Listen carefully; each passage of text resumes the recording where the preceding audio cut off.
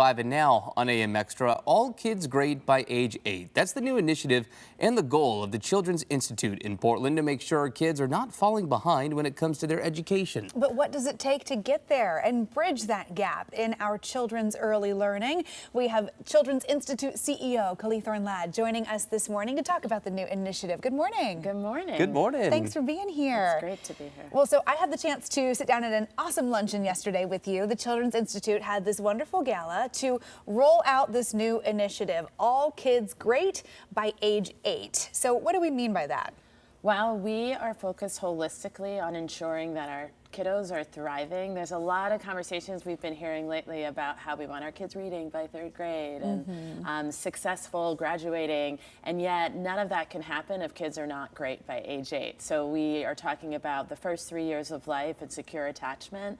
Brain is developing rapidly. 80% of the brain is developed in those first 3 years. 90% by the time a child is age 6. Wow. We're talking about kindergarten transition is the greatest predictor of whether a child can read by 3rd grade. So going from preschool, if you have access to preschool, into kindergarten, and really just access to quality care. And that's not just child care, but health care and behavioral health supports. And right now, a lot of that infrastructure is not in place. So if we're serious about wanting our kiddos to be great, we need to put in the work to support them before they're age 8. So what does that work look like in your opinion? How do you bridge that gap? How do you help kids become great by age 8? Yeah, well, Children's Institute's work focuses both on system change and we work in schools. So we had a chance to showcase our work in Eugene 4J School District, and we're supporting that kindergarten transition, helping preschools work better and also helping kids be successful by the end of kindergarten. There has been a meta research study that showed at the end of kindergarten, the kids that were in the bottom quartile,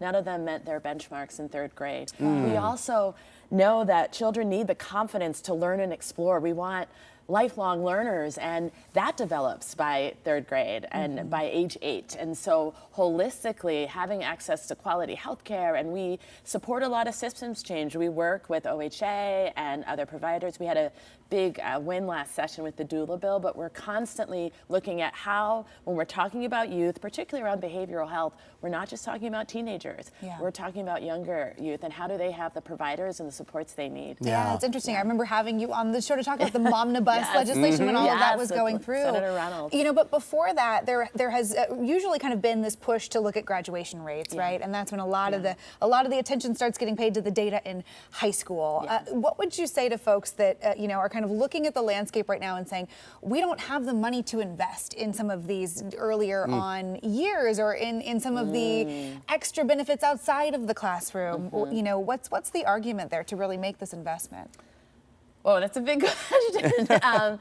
Well, I mean, I think if you're serious about wanting kids to succeed, it's not an either-or scenario. It's a must-have. Certainly, we want people to support Children's Institute work. We work with over 20 districts across the state. Great work with Beaverton and Forest Grove District. You heard one of the principal of Forest Grove talk about the difference we've been able to make. I think schools can't do it alone. Kindergarten classrooms we're seeing more disruptive behavior, a lot of big emotions. That's because children need more support. But I think every person can be a loving, caring adult in a child's life. That's something, whether you have a child or not, this idea that all of our children are everyone's children and that we're connected. That care and connection literally grows the brain and helps the brain grow healthily. And so when you see a kid just being kind, we have a newsletter, and I would encourage people to follow us, and we have different ways people get involved and advocate for children. Every voice matters, every advocate counts. Yeah, well, you can't afford not to. Yeah, it makes sense. Well, how can people get involved if they want to learn more about not only the initiative, but maybe just the stepping stones where they can help these kids be great by age 8? Well, go on to our website, www.childins.org, and we're working on a data dashboard that is going to really lay out the milestones, but we have a lot of research and data on our website. We also have a way for you to follow us. We have an Instagram account, but a newsletter that we're constantly giving updates there. And Yeah. obviously you can invest in our work.